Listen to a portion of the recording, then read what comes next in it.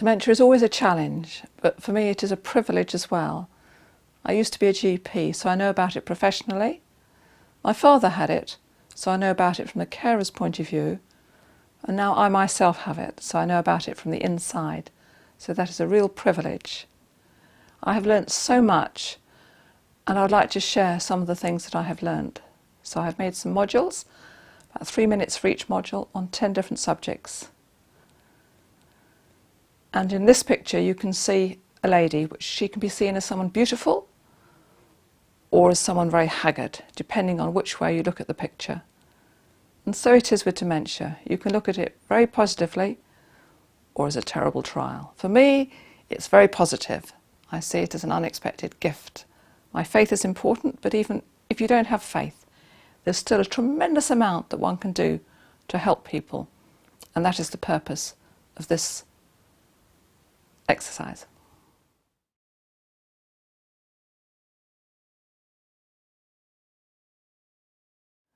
So dementia is not just getting old or forgetting people's names or where one's put something. It is a physical condition that actually is caused by changes in one's brain.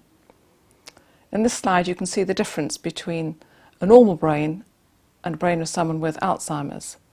The brain has shrunk. It's because neurons die. In Alzheimer's one produces too much amyloid, and this is like great blobs of chewing gum which block up some of the pathways, and if the neurons on the other side of the blockage aren't used, they shrivel and die. And I believe there's so much that can be done to keep these alive, to prevent the progression of the disease. There are many conditions that cause dementia.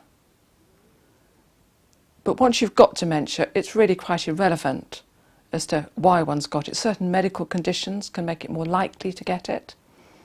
You can see from this slide that different parts of the body are controlled by different parts of the brain. Dementia usually affects the temporal lobes. For myself, that is where a lot of it is doing its job. But also, nearby are the parts of the brain that affect sight, or hearing, or smell, and that is why it can affect these parts of one's life as well. People with Parkinsonism can also get dementia. Now, Parkinsonism is about movement usually, and that is usually affected by the cerebellum. But the cerebellum is very near the temporal lobe, so it is quite possible that the disease just progresses slowly into that part of the brain as well. It depends which part of the brain is affected as to how one's life progresses, but whatever the cause, there's always something that can be done to help. So how does one know whether one's got dementia? It's not just getting old, as we said. For quite a lot of people, it first shows itself by getting lost when driving. I know a lot of folk that was picked up like that. That happened with me. I just got completely lost. Not coping in situations that one would normally cope with very easily. Using items inappropriately. On this slide, someone's using a jam jar instead of a glass, perhaps not realising that they're doing that. Misunderstanding simple instructions. Struggling to cope with something that before something loved doing. The doctors are able to diagnose dementia very accurately now. There are a lot of tests that can be done. One doesn't need to be frightened of finding out. In fact, it's a good thing, because if one has a diagnosis, one has access to medication. And medication for me has made a tremendous difference. I am so much better than I was before I started taking medication. It doesn't work for everybody, but for those that it does work for, it's certainly worth taking.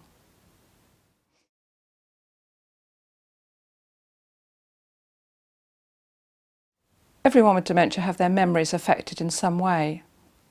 In this slide of the brain, you can see that the synapses, the joins where the communication gets passed from one part of the brain to another, can be blocked by these great blobs of amyloid, which are like blobs of chewing gum. And if the access to a memory is blocked by that, there's no good trying harder and harder to remember the word or think of this occasion.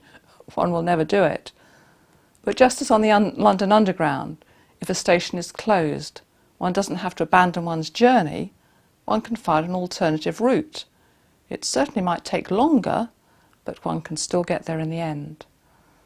I found this out a couple of years ago when I was in Waitrose and a friend tapped me on the shoulder. I didn't know she was a friend. She said, "Hello, Jennifer, why are you ignoring me?" I said, "I'm sorry, I don't know who you are. I've never seen you before in my life. I'm Juliet Hall. Sorry, I've never even heard of you. But we go to the same church." Well, so do a lot of other people. "We serve on the same team." "Don't remember. You had tea with me last week." "Did I really?" And she went on talking to me until suddenly I knew who she was, because she had accessed that part of the brain where her memories were kept by a different route. And I said, "Of course I know who you are, I'm sorry." So it is possible very often to access memories that one think that one has forgotten, but it just takes time and patience. The dementia is sometimes like being in a house when the front door is locked and the key's been thrown away. But as you can see in the picture, it is possible for a ladder to be put up, the professionals come and they can rescue people. But often the neighbours don't worry about waiting for the professionals to arrive. They actually do something to help, because there might be a back door that's open. And there are times when the other people can provide ladders, which might not be as professional, but they can certainly get to some of the lower windows and certainly help to rescue the person inside.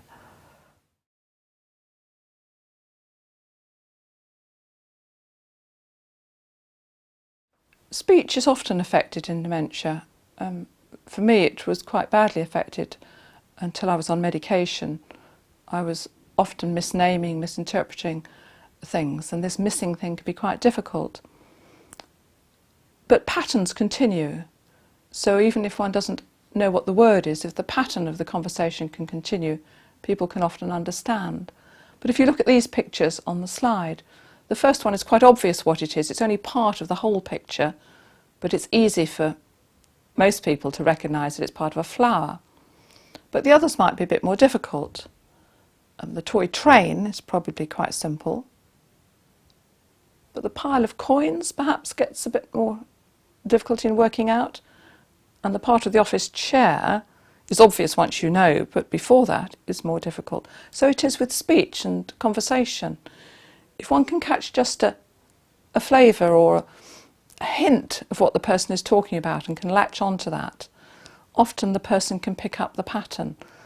It's one of my challenges here. I live in a place where there are other people with dementia, and there's one lady who talks almost all the time in word salads, and it's my challenge to get her to talk some sense.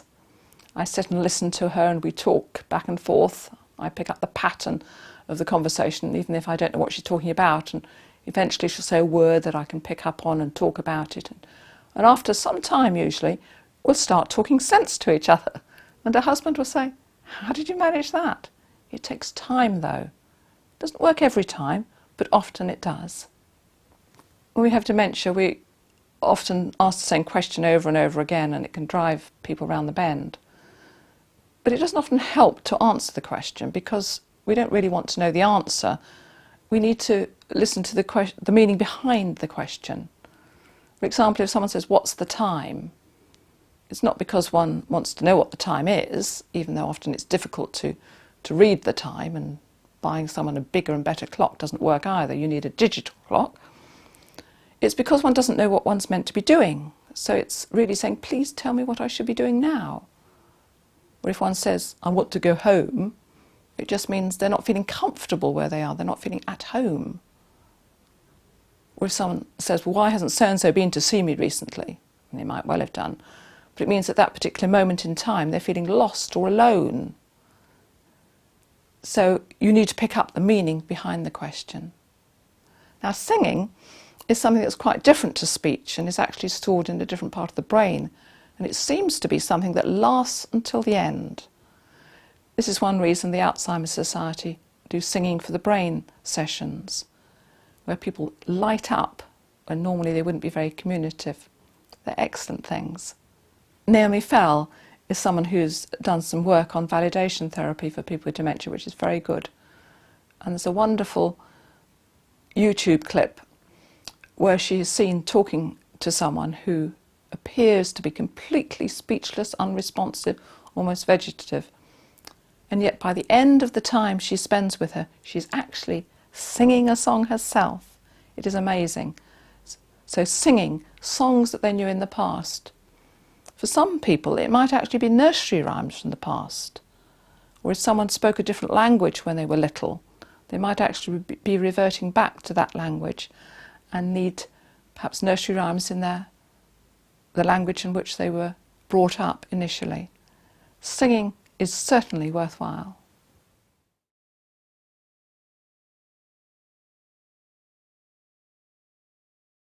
Visual spatial things can be an issue, but they're often not recognised as such. You need to see things from their perspective. Quite a lot of people are disturbed by this picture. They see greens and blues whirling around and it disturbs them, but they understand that they aren't whirling around. In people with dementia, their colour changes, their perception of colour, their greens and their blues and purples go first. So having a blue carpet and a blue settee is not helpful because the person with dementia will be reluctant to sit on the settee because they won't know where the settee ends and the carpet starts. It's the same with eating. If the tablecloth is the same colour. For example, my cousin who has dementia visited my sister, and my sister was complaining that she had put the jam and the scone on the tablecloth. Well, the tablecloth was white, and when I asked my sister what colour the plate was, I wasn't surprised when she said it was white. So the person with dementia didn't know where one started and the other finished. It's the same in the bathroom with men. They don't mean to be messy, but if the bathroom suite and the bathroom floor are all white, where does one start and the other finish? One needs to have contrast of colour. In this picture, many people without dementia are completely unable to see the fact that there are two completely different pictures. Most people can see the skull with no difficulty at all. And even if one points out the lady's head and the reflection in the mirror being the two eye sockets, they still can't see the lady sitting at her dressing table.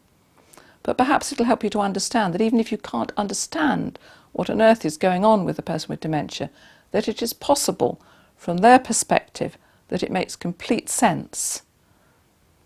And you have to be aware that they can be frightened by things which don't make sense to yourself, but see it from their perspective.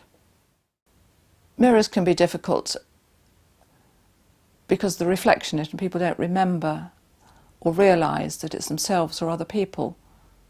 Barbara Poynton tells a story against herself of when she leant forward to kiss and hug her husband, and he was looking in the mirror in the hall, and he saw his wife about to be friendly with a gentleman that he certainly didn't recognise. It was himself. And he was so angry he hit her, and he got put into a care home, which was so sad because all she needed to do was to remove the mirror.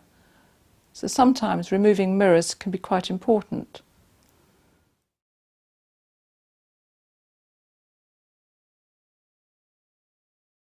Time travel is what I call situations when people with dementia just can't cope with situations because they're living at that moment in time and part of their lives which happened decades before, and the circumstances don't make sense to them. Some of you may have seen the film The Curious Case of Benjamin Button. Brad Pitt plays this person who was born as an old man, and as he gets older he actually gets younger. And the film works because by the time he gets older, he actually gets dementia. So even though he's getting smaller and smaller, he's actually behaving more like a child and reverting to childish behaviour. Now, it's not politically acceptable to say that people with dementia behave like children or enter a second childhood. But children often get accepted and treated with far more patience and tolerance than people with dementia. One is happy to help a child to learn to eat with a knife and fork, or one reminds them to go to the toilet before having a meal. One doesn't expect things that are unreasonable of them. So if it helps to think about people with dementia like that, why not? How would you treat someone who is younger? The trouble is we look older and it confuses you. But people who are in time travel might be confused because they'll understand perhaps who their son or daughter is, but not the spouse, because they're remembering them from a time before they were married. Or they might not recognise the grandchildren because they're in a time when their grandchildren weren't born. Or they might wonder whether someone is who's actually died, and it can be very confusing for them. But it might not affect all aspects of their life at the same time. Now, sundowning is another term that's used for people with dementia tend to be worse late afternoon. Now, a lot of the authorities say that this is due to memory problems and it's the light change, but I don't think it is, because I've seen people have severe sundowning problems when in the middle of summer. Again, here where I live, I see many other folk with dementia, and I see it, and it's not that. In the past, the end of the afternoon was a very busy, stressful time for us. If you're a woman, perhaps you were getting the children from school, preparing the meal for when the husband gets home. If you were at work, it would be finishing off things, perhaps ready to negotiate the rush hour. It was often a difficult time of day, and stress and anything like that always makes dementia worse. There's a gentleman here who, at the end of the afternoon, his wife brought him along and said, "Please tell him that I am his wife." Well, that wasn't helpful to tell him that, because he couldn't remember. He was remembering her as she used to be when she was younger, with a different colour hair, didn't wear glasses, and one just needed to reassure him, "Don't worry, your wife will be there in the morning. You know, I'm looking after you at the moment. You don't need to tell lies. You can get round it somehow." Another time he'd come along to me and say, "I can't find the children to put them to bed." "Don't need to worry," I'd say. "Your wife's got that under control," which she had. So there are ways of getting round the sundowning.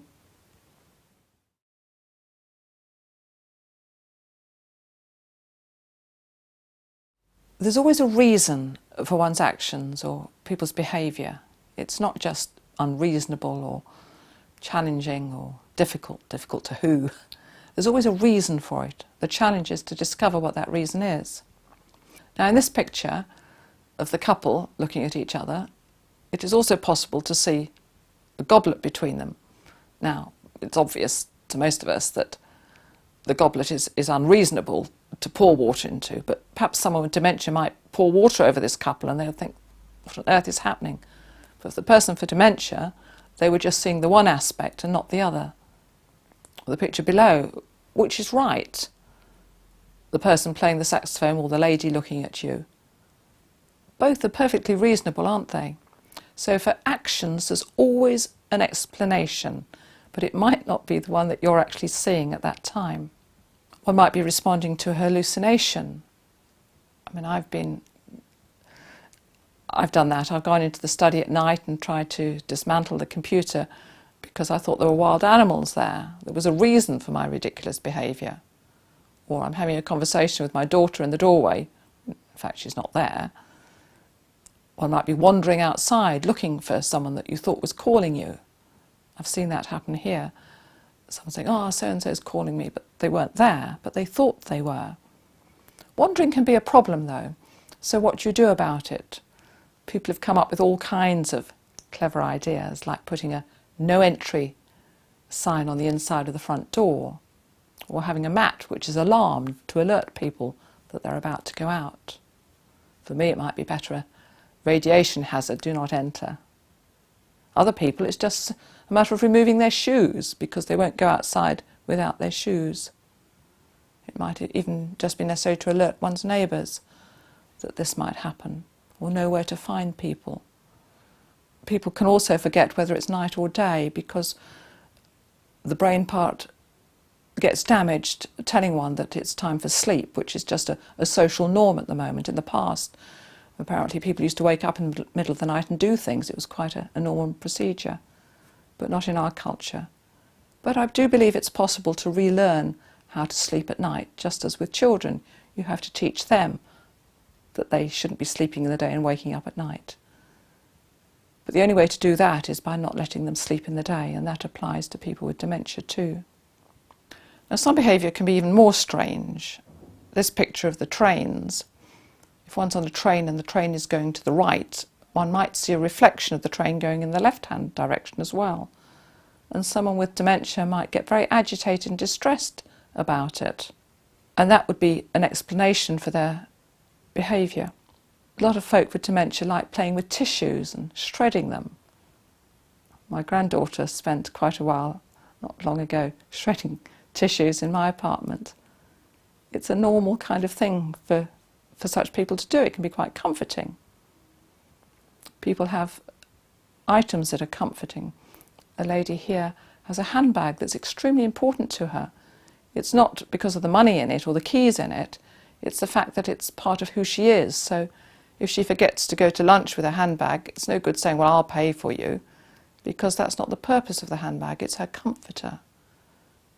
If people don't want to have a bath, sometimes it's helpful to say, well, it's your turn now.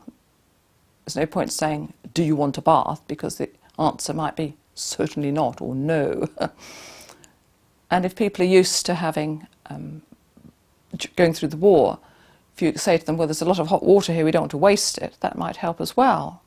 Some people don't like having showers because when they were younger, showers were not the social norm and it frightens them. There's always a reason for everything and always a way round it. Now, sometimes behaviour can be even more challenging. And this picture is the person looking forwards or sideways. Who is right? There is a reason, but it could be disturbing for someone who wasn't sure. I think people who get frustrated and angry and agitated is because they have misinterpreted something. They're frustrated, they feel humiliated, unable to cope with life's demands. Everything is just too much. I have a story about another doctor whose father was in a care home, and certain days his father would be completely unreasonable and distressed, and his son took quite a long time to find out what the reason was. And he was a real gentleman, a lovely chap the rest of the time. And it was a simple explanation. At breakfast, he would make rather a mess on the tablecloth, because if you have dementia, that's quite a usual thing to do, and unfortunately it was a white cloth and a white bowl. And the carer would come along and jokingly say, "Oh, you have made a mess this morning, Mr. So-and-so." But Mr. So-and-so was humiliated by that, and he felt upset and all out of sorts because of it. And then after breakfast, he had forgotten the incident, but would remain upset and agitated the rest of the day. And it took his son several months to find out the cause of it, a remark that wasn't meant in any way in a bad way. A lady here was very upset one day, and all it was her carer had had a crisis at home and was a bit miserable, and she thought that she had upset him. So sometimes one has to pretend a little bit.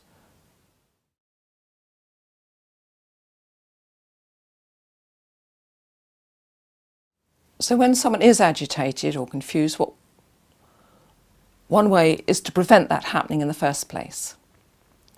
I've discovered situations that not only for me but for other people can cause difficulty. The top picture looks like a UFO to me more than the shopping mall, because it's a new thing. So shopping malls are not good things for me. Travelling, air terminals and train stations are hopeless. I can't read the instructions anymore. They're noisy, unfamiliar. Travel is not a good idea.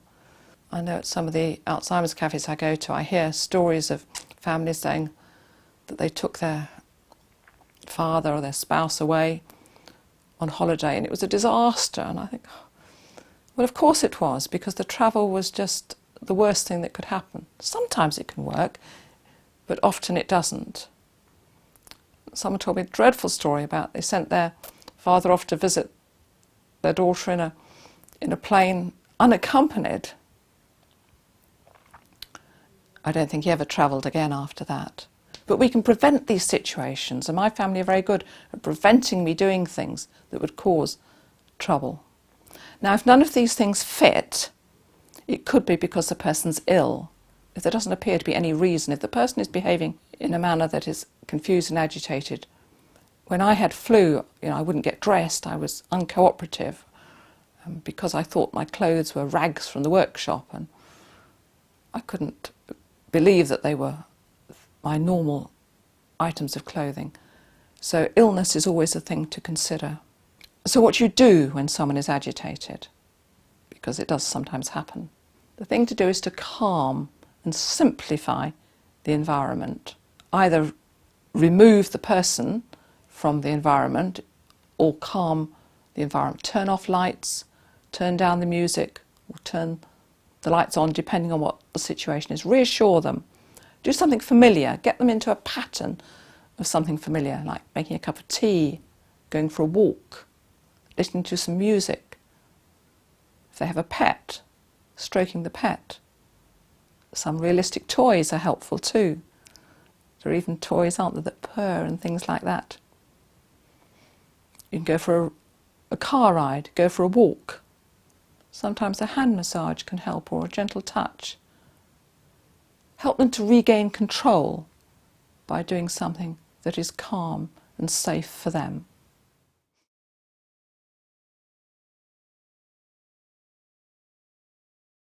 Feelings remain even when the facts are forgotten, and this is a very important principle. Just as with these roses, I can't remember the details of where they came from or why, but they're remembered with pleasure. And so situations can be remembered as good situations or bad situations. Outings can be remembered as good or bad, even if the details aren't remembered. So it's not a waste of time taking people on outings, because they can be enjoyable, even if they don't remember about them afterwards. Now, there's a very good book written by Oliver James called Contented Dementia, which gives you detailed instructions as to how to deal with particular things. And I'll just give you one example. If a daughter goes to visit her mother, and when it's time to go after a wonderful visit, the daughter says to her mother, "Let's go now, go and pick up the children from school." The mother picks up the change of tone and the sense of urgency and thinks something's not quite right. So when the daughter goes, the mother's left with the something's not quite right, and she's forgotten the wonderful visit that she had with the daughter until then. Such a shame. And in this book that I've mentioned, he says you should just say things like, "Well, I've just got to go to the loo, Mum," or "Just go and make a phone call. Just got to go to the car, just want to get something." And you don't need to tell a lie. And after the daughter's gone, then the mother has forgotten as to why, or that she was going to come back until next time she visits, so all is well. So feelings remain, but it's both ways. So it's not just their feelings that they gain from the circumstance. They pick up your feelings as well. They call it mirroring. So if you're not feeling calm, if you're all agitated or late, they'll pick up that agitation and reflect it back, and they'll end up even more agitated than they were before. So sometimes perhaps one has to pretend a little bit. If they're frightened, you've got to be calm so they can pick that up from you as well. But if you're rushed, they will become unsettled. You have to reassure them and calm them down. Your voice has to be calm, even if they're agitated. If you get cross with them, you'll just make us worse. But we do respond to calmness and reassurance and being settled into a familiar pattern again.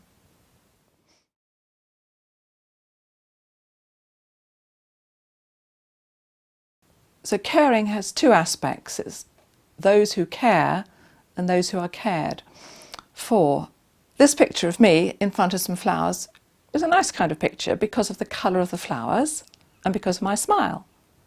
So wearing cheerful clothes and having a cheerful face help tremendously. Introduce yourself with context, because otherwise we can be lost and at sea. I mean, my family are learning they need to, if they phone up, they have to say not just who they are, but give context. And cousins say, or friends say, "I'm so-and-so, I was at school with you," or "You were my bridesmaid." They give context each time they see me or contact me, and that helps. You need to approach from the front, because we take time to process information. And I've seen things get out of hand. Someone in a shop with dementia being tapped on the back by someone who was just going to be friendly, and it all got out of hand because the person hadn't seen them and hadn't had time to work out who they were. Again, telling the time, it's no good having a bigger and better clock. You need a digital clock. You need clothes that are easy to put on, elastic waists, and clothes that you don't need to undo the buttons, because otherwise one will do them up the wrong way. Clothes that can be put on inside out if necessary. They do exist, reversible t-shirts, tube socks. They're always round, these things, and if people are always leaving things on the floor because they can't cope with coat hangers, have an extra rail in the wardrobe and just hang the things over the rail. Remove clothes that aren't appropriate. Don't give one too much choice, just one thing at a time. Don't say, what do you want to wear today? What about this blue outfit? And always leave with a smile. The carers themselves need to be looked after. This picture of someone waiting for the train. Are they waiting to get on the train as an exit strategy, or to get under the train? Things can get that bad, because carers feel sad, discouraged, overwhelmed, alone. They can feel angry, resentful. They can also feel embarrassed about the family member with dementia and resentful. And it's okay to feel like that. It needs to be accepted. Younger members of the family can run away. I've even known people emigrate just to get away because they don't know what to do. It's fear, I think, fear of the unknown, which is why it's so important to educate people and explain that there are ways of coping. Carers need regular breaks. They need support. The Alzheimer's Society do have quite a lot of support groups, which are very good for carers as well as for people with dementia of different ages. I know one of my problems to start with was having the younger people with dementia were quite hard to find, but the Alzheimer's Society had groups for under 65s which were excellent. Carers can also suffer guilt and grieve. They grieve for a loss of relationship. They might even grieve for a relationship that never was and now never can be. So don't assume you really understand what's going on. Give them opportunity to explain if they want to, and if they don't want to, accept that as well. They need to laugh and share and get away. Now, some practical domestic tips. I found that I was able to cope for longer by simple things like, okay, I can't cook complicated things and work out quantities for large numbers of people anymore, but if I want to cook one cake or one batch of biscuits, I have to weigh everything out first and put it in a line, otherwise I forget what I've already put in and it's really not eatable afterwards. And it's been wonderful to encourage other people to do this and see women who've given up cooking start again and bring in their cakes so proudly. It's lovely.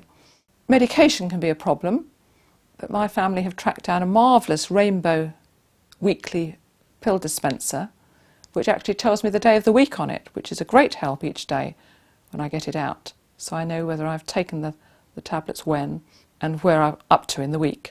But if people are really confused with medication, I've seen even nomads torn apart by people with dementia, weeks ahead, tablets all over the floor. There is a marvellous circular pivotal pill dispenser with an alarm. There is no way you can cheat on it. You cannot get the next dose of tablets out until you've taken the ones already, and the alarm will go on and on and on until you take it. Some of the alarm systems I've tried are hopeless because the alarm gives up after a while, and that doesn't help because sometimes it takes quite a long time for the message to get through. So there are ways and means of carrying on for longer with these practical examples and suggestions.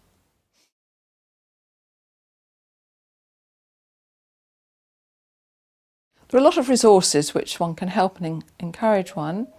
When I first had the diagnosis of dementia and could still read, I can't any longer, I went to the library and I read every single book in the library on the subject. I sped read, so it was quite easy to read, which in fact I've been told is why I can't read now, because I'm back to reading like a child, one word at a time, and it's so boring I give up. But I read all the books, and the best ones are these. Contented Dementia by Oliver James is brilliant, and Still the Music Plays is very good about working out challenging behaviour. It's written by a psychologist whose job was always to help rest homes and care homes deal with residents that were causing life to be very challenging for the rest of the staff and inhabitants. If you're not a great reader and you want just one book, then I would recommend Dementia, Frank and Linda's Story by Louise Morse. It's brilliant. It is a Christian book, and for me my faith is very important. But I've given it to many people who have no faith, and none of them have been offended by it. So it is certainly a good book, and it actually quotes from the other good books that I have found. So one can learn about them from that particular book. There are some novels which are helpful. Still Alice is a wonderful story about a Harvard professor who gets early onset dementia and covers up so brilliantly, and I could identify with a lot of the tricks that she discovered to help her working for longer than perhaps many would. There's another novel called Keeper, which is very good and should be given to anyone who thinks, why can't people carry on looking after someone forever in their own home? That is not always helpful to think like that. And sometimes when people go into care homes, they actually get better, not because the care was not any good at home, but because pressures and subconscious stresses are relieved. But The Keeper is excellent. It has a lot of scientific and explanations of what's going on and why, and research and so on. So that's a good all-round book. The 36-Hour Day is a very comprehensive resource, as long as you look at it as a book to look things up in rather than read from cover to cover. And Inside Out is a helpful book written by a psychologist who had dementia, and he coped with life by writing essays or chapters of his book. And reading it was quite interesting and quite sad. There were times when one thought, oh help, if only the family had understood. For example, he told his family, I just can't cope with doing the gardening anymore. And the family said, well, we're not going to do it. But they didn't understand. He was saying, I want to still do it. I just need a bit of help to work out how to do it. I can't work it out anymore. And they missed that opportunity. Now, if someone has a church background, there are a lot of Christian resources which are very helpful. And a lot of people with dementia were actually brought up in the days when it was the social norm to go to Sunday school or to go to church. And so it is familiar for them. Scripture Union do some brilliant things which are very appropriate for people with dementia. That's why they were written. And in the back of each booklet they have a CD of well-known hymns and songs which are lovely. But remember that if someone is a Christian, they were probably brought up, if they're elderly, with the King James Bible, so reading a modern version to them isn't always familiar or helpful. They can often remember hymns from the past as well, and that can be familiar and something they can join in with. Also, they can forget simple things, so they need reassurance of God's love and acceptance, that God accepts them no matter what, even when they're unravelling. Someone at my church said to me, when I said I was unravelling and finding it hard, they said, well, when my grandmother unravels things, it's always to make it up into something that's just as useful. So that's encouraging, that even if one does unravel, there are still positive things that one can contribute, and one can always encourage and inspire other people to carry on walking the path that we can't change, but God walks with us during the path.